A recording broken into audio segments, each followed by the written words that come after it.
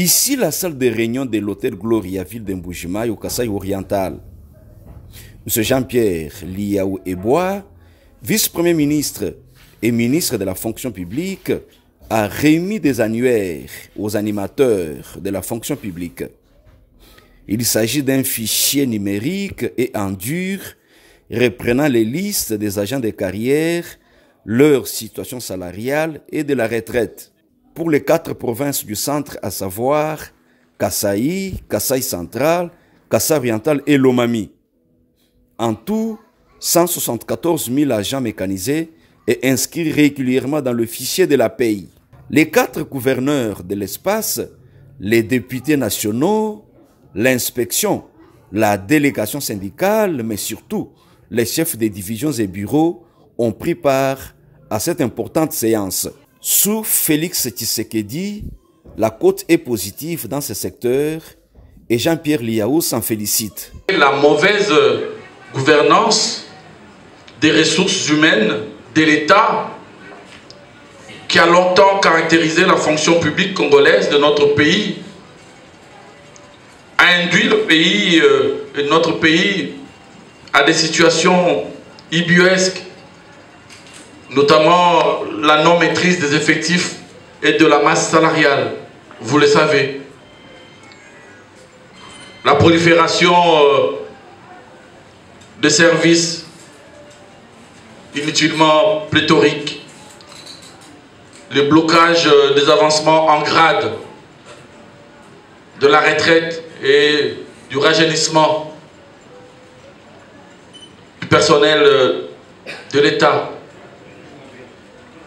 Et aujourd'hui, grâce à un portage fort au plus haut niveau, c'est-à-dire au premier cercle du pouvoir d'État, incarné par son Excellence Félix Antoine Tshisekedi Tshilombo, président de la République, chef de l'État, à qui je renouvelle mes hommages les plus déférents, nous avons réussi à lancer des initiatives fortes, sans aucune hésitation, afin de transformer profondément et structurellement notre administration publique, pour qu'elle puisse jouer véritablement le rôle qui lui revient dans le fonctionnement de l'État, c'est-à-dire le rôle de pivot et de socle de l'État.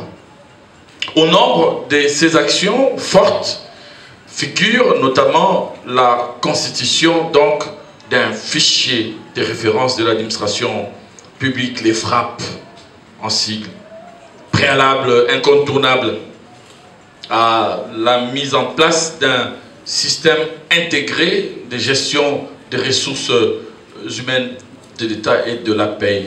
Dans cette salle bien embellie par encore, le patron de la fonction publique rappelle le contexte de la guerre en cours, soulignant que la victoire est à notre portée. Agression qui a fait des ravages incalculables en termes de pertes en vies humaines dans le nord et le sud Kivu. Plus de 8 millions de personnes ont été massacrées par les forces armées rwandaises, dont la responsabilité est désormais factuellement engagée sur le plan international. Le président de la République, le chef de l'État, son Excellence Félix Antoine Tshisekedi Tshilombo, est actuellement au four et au moulin sur tous les fronts pour un rétablissement rapide de la paix sur toute l'étendue du territoire national. Grâce à sa perspicacité et à sa détermination sur le plan diplomatique, l'ennemi qui hier était cagoulé est désormais démasqué,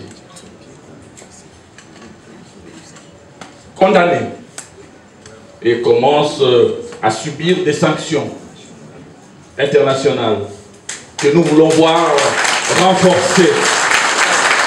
Nos tensions qui vont se renforcer davantage.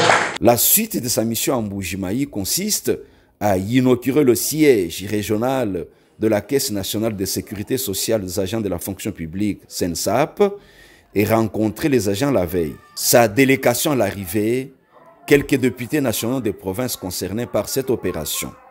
Les vice-premiers ministres et ministres de la fonction publique étaient accueillis très chaleureusement en Mbuji-Mayi.